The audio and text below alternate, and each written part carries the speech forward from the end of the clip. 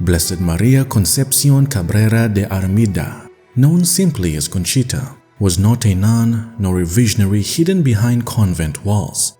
She was a wife, a mother of 9, and a lay woman living in Mexico at the turn of the 20th century. Yet beneath her ordinary life unfolded one of the most profound mystical journeys centered on the priesthood and the heart of Christ. Declared blessed by the Church in 2019, Conchita left behind more than 60 volumes of spiritual writings, many of which she claimed were dictated interiorly by Jesus himself. From the late 1890s until her death in 1937, Conchita recorded what she described as intimate locutions from Christ, focused not on public prophecy, but on a hidden crisis within the Church, the holiness of her priests. Jesus spoke to her, she said, with sorrow and urgency. The greatest wounds of my heart come from my priests. Again and again, Conchita wrote that Christ did not condemn the priesthood, but loved it so deeply that he sought to purify it through sacrifice. Jesus revealed to her that the renewal of the Church would not come first through structures, reforms, or power, but through interior transformation. I will renew my Church through my priests. But how? Not by comfort, not by prestige, but by the cross. In her writings, Conchita records Jesus asking for what he called priest victims. I want victim priests, priests crucified with me, priests who live as a continual sacrifice. The word victim here does not mean destruction, but total oblation, a life offered in union with Christ the eternal high priest and victim. These priests, Jesus said, were to live the Mass they celebrated. The priest must not only offer me on the altar, he must offer himself with me. Jesus told Conchita that many souls are saved by hidden suffering, and that priests called to this path would often be unknown, misunderstood, spiritually crucified.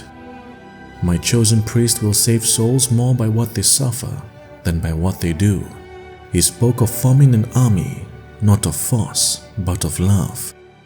I am raising up my army of holy priests, men of fortitude, men of courage, holy men, men willing to lay down their lives for their God. It is these holy priests that will be my apostles of light during the time of great darkness that is approaching. The time is at the horizon. An army of priest victims will sustain my Church.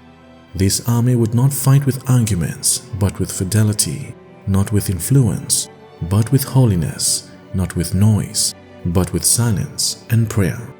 One of the most striking elements of these alleged messages in Jesus' insistence on reparation. The sins of priests demand reparation from priests. I thirst for holy priests.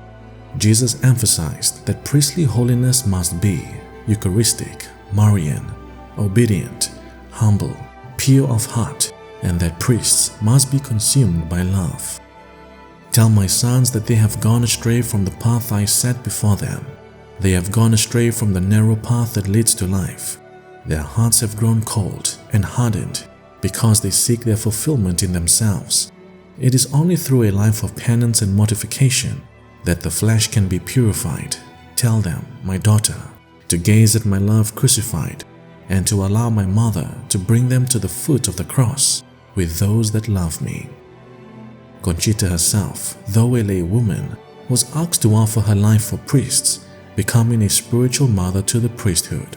Whether one accepts her mystical experiences or not, Blessed Conchita Cabrera's life stands as a witness to this truth, that the Church is renewed, not first by power, but by souls conformed to Christ, and that when priests are holy, the Church lives.